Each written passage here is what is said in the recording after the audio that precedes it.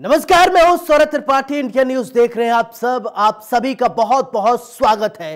इंसानियत और जुर्म का पुराना नाता है, हमारे चारों ओर फैला है जुर्म का मकड़ जाल। ऐसे में कौन का हो जाए साथी का शिकार और किसके लिए जारी हो जाए मौत का फरमान। इतना नहीं, मिटा दिए जाते हैं जुर्म के सारे सबूत। जुर्म दर जुर्म, कत्ल कर जारी है अपराध की दुनिया का काला कारोबार। लेकिन हम आपको सच दिखाएंगे, क्योंकि कहीं होता है रेप तो कहीं होती है लूट सरेआम। हो सकता है आपके शहर में वो अपराधी बेखौफ घूम रहा हो, इसलिए आपको सावधान करने के लिए हम लेकर आए हैं हर जुर्म की पूरी दास्तान। दिखाएंगे अपराधी का चेहरा खूंखार, जिसने मचा रखा है हाहाकार।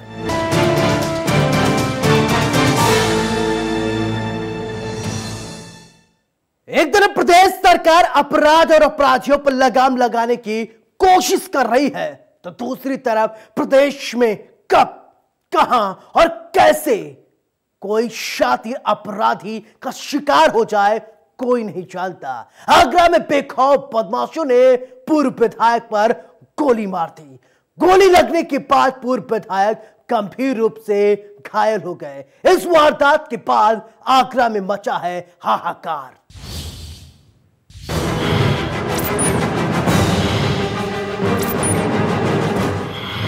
बेखौफ बदमाश,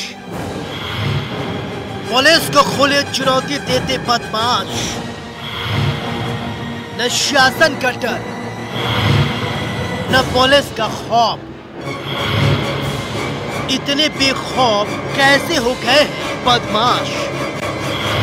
बदमाशों पर कब लगेगी लगाम?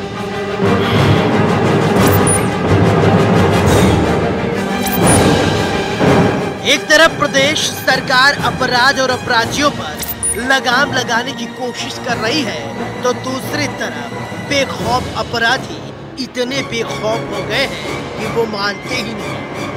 आपकी टीवी स्क्रीन पर दिख रही तस्वीर आगरा की है, जहां बदमाशों का कहर देखने को मिला है। बताया जा रहा है सिकंदरा थाना क्षेत्र के अकबरा गांव में सिल्वर एस्टेट कॉलोनी में शाम को कार सवार बदमाशों ने पूर्व ब्लॉक प्रमुख पर ताबड़तोड़ फायरिंग कर दी। गोलियों की तड़तड़ाहट से इलाके में सनसनी फैल गई।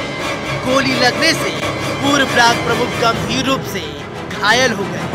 वारदात को अंजाम देकर आरोपी कार सवार हथियार लहराते हुए फरार हो गए। बताया जा रहा है अकबरा के रहने वाले राजवीर सिंह अचनेरा के 2000 से 2005 तक ब्लॉक प्रमुख रहे। राजवीर जमीन खरीदारी का भी काम करते हैं। उन्होंने राष्ट्रीय राजमार्ग अकबरा गांव रोड पर सिल्वर एस्टेट कॉलोनी की प्लानिंग की है और पूर्व विधायक सूरजपाल ने बताया कि राजवीर सिंह अपने साझीदार गोपाल भदौरिया और अशोक प्रधान के साथ कॉलोनी में बैठकर बातचीत कर रहे थे। इसी दौरान अकबरा गांव का रहने वाला रिकू कार से अपने दो साथियों के साथ पहुंचा। उसने कार से बाहर आते ही राजवीर पर ताबड़तोड़ गोलियां चलानी शुरू कर दी। हमले में उन्हें 4 गोली मारी गई है। बाद में बदमाश मौके से गोली मारने के बाद फरार हो गए।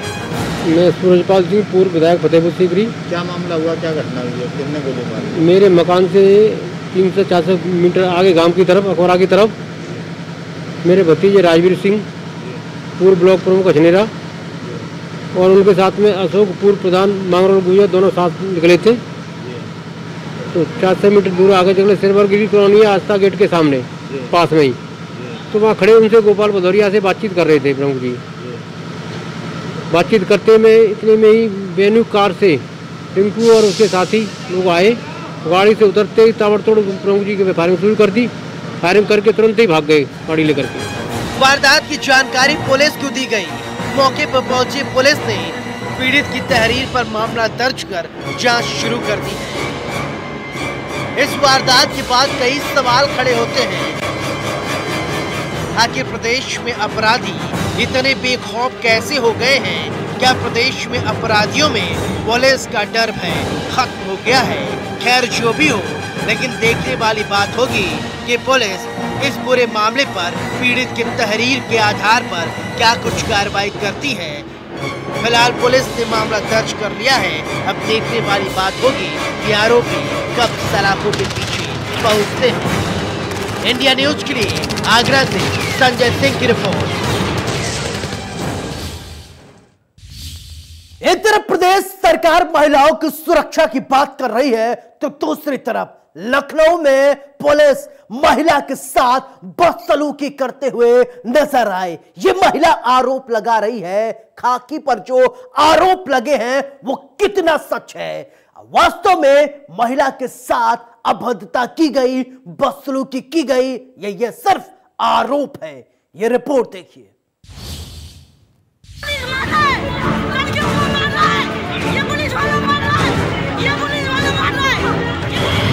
खाकी पर मारपीट का आरोप। अंकल देखिए क्या हो रहा है, अंकल देखिए क्या हो रहा है, मुझे बता नहीं रहे कुछ। महिला के साथ बदसलूकी करने का आरोप। मम्मी, इस आरोप में कितनी सच्चाई है?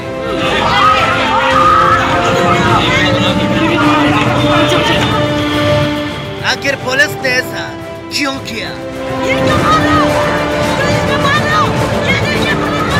यूपी के मुख्यमंत्री योगी आदित्यनाथ जहां एक तरफ महिलाओं के लिए मिशन शक्ति जैसे कार्यक्रम चला रहे हैं जिससे महिलाओं का सशक्तिकरण हो सके, तो वहीं लखनऊ पुलिस मुख्यमंत्री के मंसूबों को लगातार कुचलती नजर आ रही है। ये पुलिस वाला मार रहा है, ये पुलिस वाला मार रहा है। ऐसा ही मामला लखनऊ से सामने आया है जब एक महिला को गिरफ्तार करने पुलिस पहुंची। कुछ पुरुष पुलिसकर्मी उसके घर में घुसे। परिजनों का आरोप है कि पुलिस ने परिवार के लोगों के साथ मारपीट की और बदसलूकी की। ये तो पहले हुआ क्या है, आप ऐसे ही पकड़ने आ गए, हमें पता तो चले हमें। दरअसल पूरा मामला हजरतगंज थाना क्षेत्र का है, जहां जैनब सिद्दीकी एक सामाजिक कार्यकर्ता है। जैनब के अनुसार उनके घर शादी वर्दी में कुछ पुलिसकर्मी पहुंचे और उनकी फोटो खींचकर उनके बारे में जानकारी ली और इसके बाद मौके पर हजरतगंज पुलिस भी पहुंची, जिसमें इंस्पेक्टर सहित कई पुलिसकर्मी शामिल थे। बताइए, ये आप ऐसे करेंगे? आप इधर आइए, लड़कियों के साथ आप ऐसे बिहेव नहीं कर सकते। आरोप है कि उन सब ने बिना किसी महिला पुलिसकर्मी के सब जबरन मारपीट करने लगे और जबरन गाड़ी में बिठाने की कोशिश करने लगे।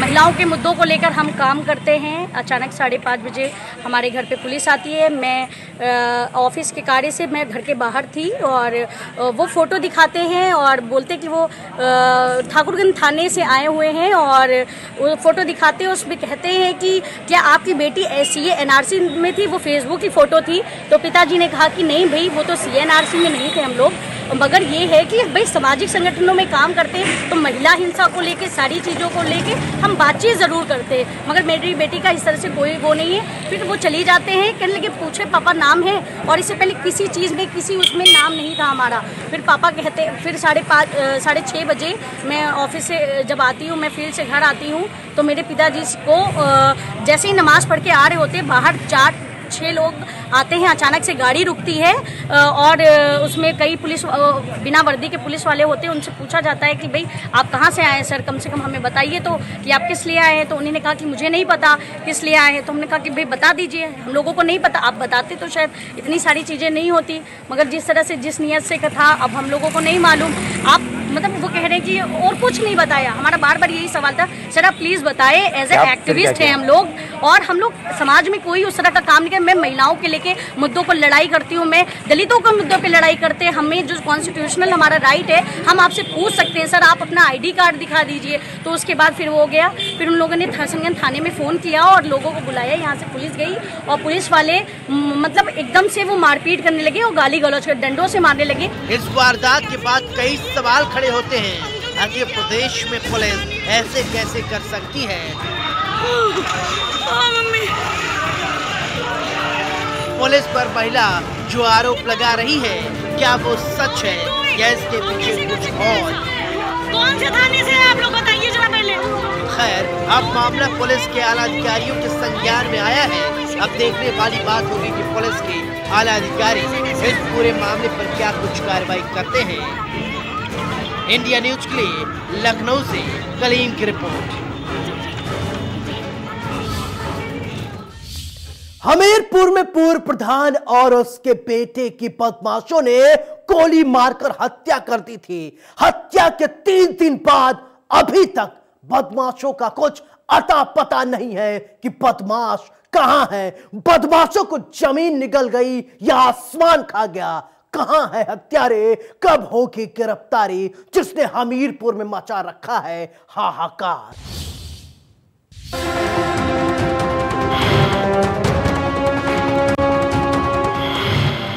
डबल मर्डर से हाहाकार।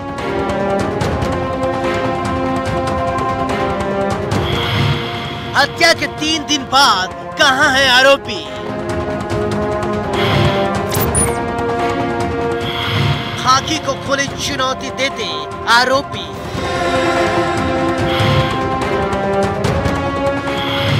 प्रधान और बेटे का हत्यारा कहां है?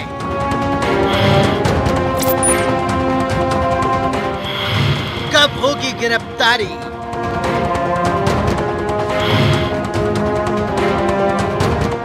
एक तरफ प्रदेश सरकार अपराध और अपराधियों पर लगाम लगाना चाहती है, दूसरी तरफ इंसान की शक्ल में हैवान बन चुके लोग हैं कि मानते ही नहीं। हमीरपुर में पूर्व प्रधान और उनके बेटे की गोली मारकर हत्या कर दी गई थी, लेकिन हत्या के 3 दिन बाद भी आरोपी कहां है, किसी को पता नहीं। पुलिस लगातार आरोपियों की तलाश कर रही है, लेकिन अभी तक कुछ अता पता नहीं चल पाया है कि आखिरकार आरोपी है कहां। आरोपी अभी तक खाकी के साथ लुका छिपी का खेल खेल रहे हैं।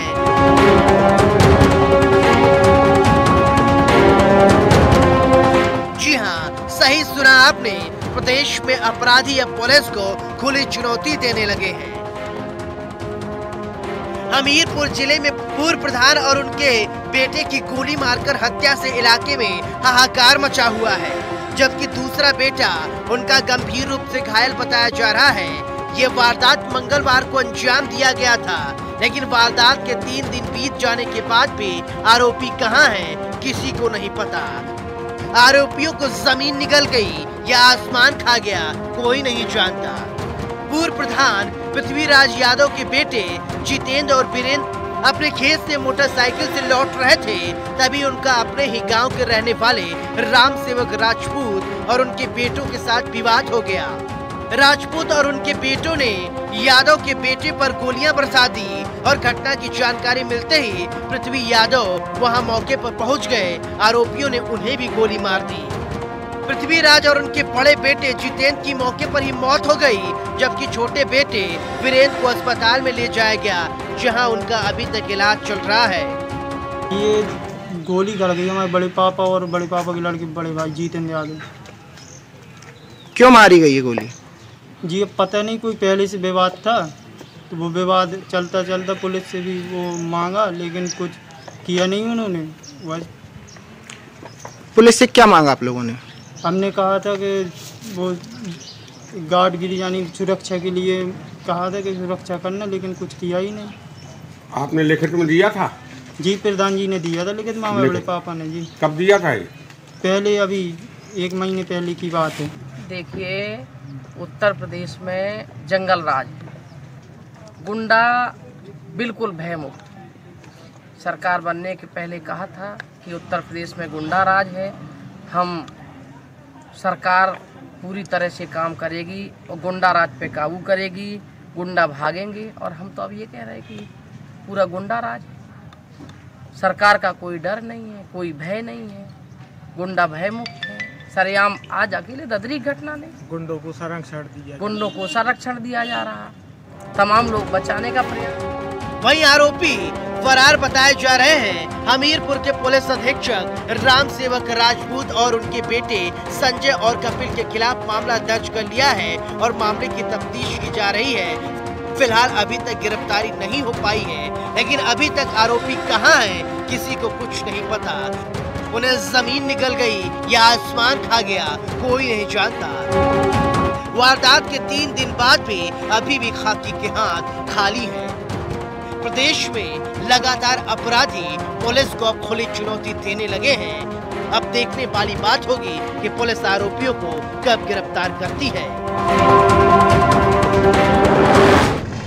राठ कोतवाली के ददरी गांव में डबल मर्डर हत्याकांड को आज 3 दिन हो गए हैं और आज भी पुलिस के हाथ खाली हैं। 8 नामजद हत्यारोपी अभी भी पुलिस की गिरफ्त से दूर है। वहीं मृतक और गांव में दहशत का माहौल है। मृतक के परिजन रात भर सो नहीं पाते हैं और लगातार दहशत में बने रहते हैं। पूर्व प्रधान और उसके बेटे की गोली मारकर सरेआम हत्या कर दी गई थी और आज 3 दिन होने के बाद भी पुलिस के हाथ से हत्यारोपी बहुत दूर बने हुए हैं। वीर धनंजय, इंडिया न्यूज़, हमीरपुर।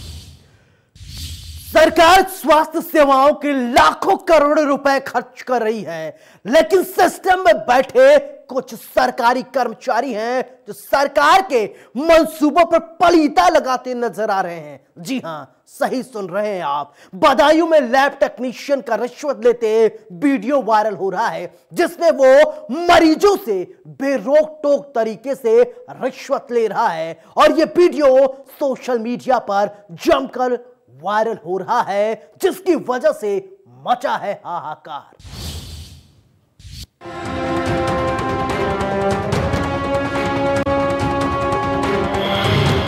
रिश्वत लेता लैब टेक्नीशियन। लैब टेक्नीशियन के करतूत कैमरे में कैद। बेखौफ वसूली का सच क्या? पैसों के लिए ये क्या हो रहा है? सरकार के मंसूबों पर पलीता लगाता लैब टेक्नीशियन।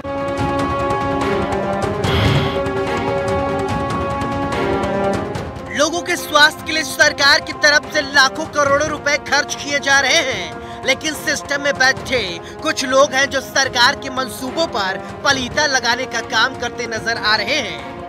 इस लैब टेक्नीशियन को गौर से देखिए। पहले ये मरीज का ब्लड सैंपल निकाल रहा है। यहाँ तक तो बात समझ में आती है कि सरकारी अस्पताल में ये सब होता है, लेकिन आगे की तस्वीर देखिए। ये लैब टेक्नीशियन लोगों से पैसे की किस तरीके से उगाई कर रहा है। सरकार स्वास्थ्य सेवाओं को बेहतर बनाने का लगातार कोशिश कर रही है, लेकिन कुछ कर्मचारी सरकार के प्रयासों पर पलीता लगाते नजर आ रहे हैं। जी हाँ, आपके टीवी स्क्रीन पर दिख रही तस्वीर यूपी के बदायूं जिले की है, जहां डॉट्स प्रोवाइडर लैब टेक्नीशियन का काम करते हुए ब्लड सैंपल तो ले रहा है और साथ में रिश्वत भी लेता नजर आ रहा है। रिश्वत लेने का ये वीडियो तेजी से सोशल मीडिया पर वायरल हो रहा है। पूरा मामला जिले के सेठ डूंगरबल सामुदायिक स्वास्थ्य केंद्र वजीरगंज का बताया जा रहा है, जहां प्रोवाइडर के पद पर तैनात सुरेश लैब टेक्नीशियन का काम कर रहा है। तस्वीरों में आप देख सकते हैं कि वो मरीजों से ब्लड सैंपल भी ले रहा है। इतना ही नहीं, मरीजों से सैंपल के नाम पर रिश्वत भी धड़ल्ले से वसूल रहा है। इस बारे में जब उससे पूछा गया तो उसने अस्पताल के दूसरे स्टाफ पर भी आरोप लगा दिए। जांच सैंपल और रजिस्टर को लेकर तमाम सवाल खड़े कर दिए।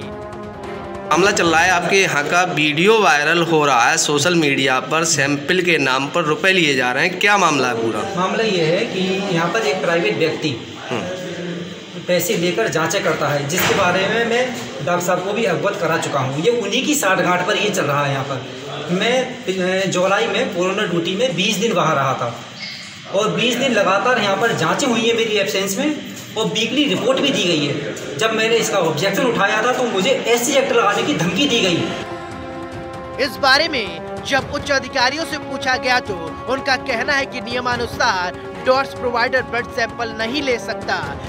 मामला संज्ञान में आया है, मामले की जांच कराकर कार्रवाई की जाएगी।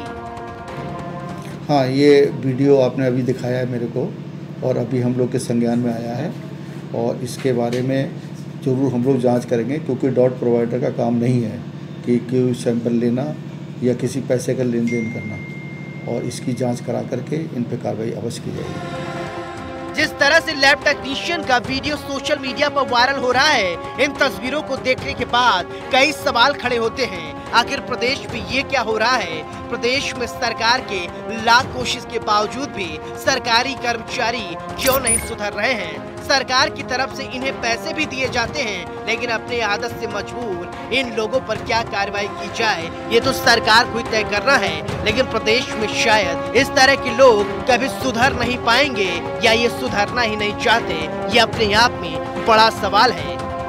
इंडिया न्यूज के लिए बदायूं से अतुल कुमार की रिपोर्ट।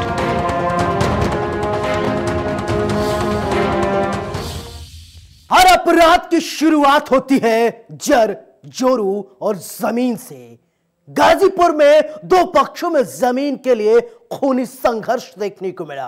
हम आपको ऐसी तस्वीर दिखाएंगे मारपीट की, जिसे देखकर रोंगटे खड़े होंगे। आप देखेंगे कैसे लोग एक दूसरे के खून के प्यासे हो गए हैं। इस मारपीट के वीडियो ने गाजीपुर में मचा रखा है हाहाकार।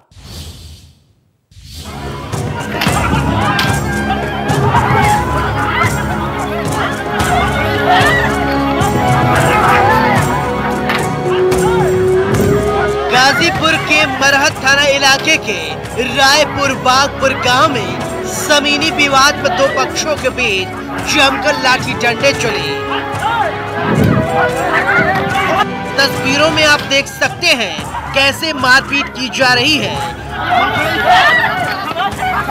तस्वीरों में आप साफ देख सकते हैं कैसे महिलाओं के साथ मारपीट की जा रही है।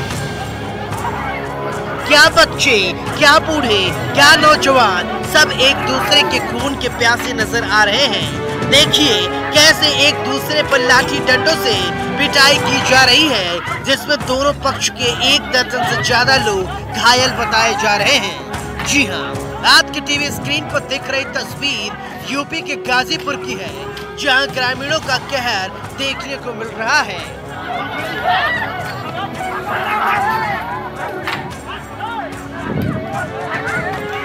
इस पूरे मामले में पुलिस ने दोनों पक्षों से 5 लोगों को गिरफ्तार किया है और आगे की कार्रवाई की जा रही है।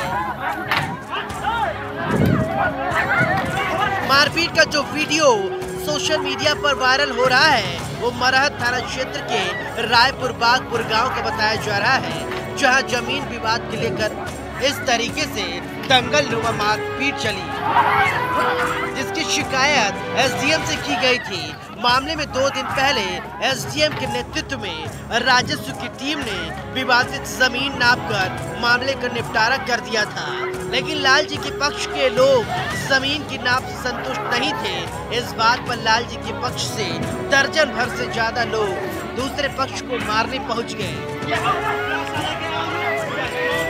उस दौरान जगदीश के परिवार और श्रीपति यादव अपने दरवाजे पर बैठे थे। इसी दौरान दर्जनों की संख्या में लोग पहुंचे और मारपीट करना शुरू कर दिया। वारदात की जानकारी पुलिस को दी गई। मौके पर पहुंची पुलिस ने पीड़ितों की तहरीर पर मामला दर्ज कर लिया है और मामले की तफ्तीश कर रही है। सर, मरदा थाना क्षेत्र के रायपुर बागपुर में 2 पक्षों में जमकर मारपीट है। किस तरह का मामला और क्या कार्रवाई? जमीनी विवाद था, जिसमें परसों एसडीएम साहब के कहने पर में नायब तहसीलदार, राजस्व निरीक्षक, पुलिस की टीम और कानून को गए थे। नाप करने के बाद प्रकरण को सुलझा लिया गया था, लेकिन फिर जगदीश और लालजी यादव, इन दोनों के बीच में मतभेद हुआ कि जो नापी की गई है वो ठीक से नहीं है। ये 2 पक्ष कल लड़ गया था, जिस पे दोनों की ओर से मुकदमा पंजीकृत कर लिया गया है। 5 लोगों की गिरफ्तारी अभी तक की गई है, दोनों पक्षों के मिला के। इस वारदात के बाद कई सवाल खड़े होते हैं। आखिर प्रदेश में लोगों के अंदर पुलिस का डर भय खत्म हो गया है क्या? क्यों लोग छोटी छोटी बात पर एक दूसरे के खून के प्यासे हो जाते हैं? खैर, मामला पुलिस के संज्ञान में है। देखने वाली बात होगी कि पुलिस आरोपियों के खिलाफ क्या कुछ कार्रवाई करती है। इंडिया न्यूज के लिए गाजीपुर से आलोक त्रिपाठी की रिपोर्ट। हाहाकार में मेरे साथ फिलहाल इतना ही। दीजिए अपने दोस्त सौरभ त्रिपाठी को इजाजत। लेकिन चलते चलते दोस्तों, एक गुजारिश, सावधान रहें, सुरक्षित रहें और अपना ख्याल रखें। नमस्कार।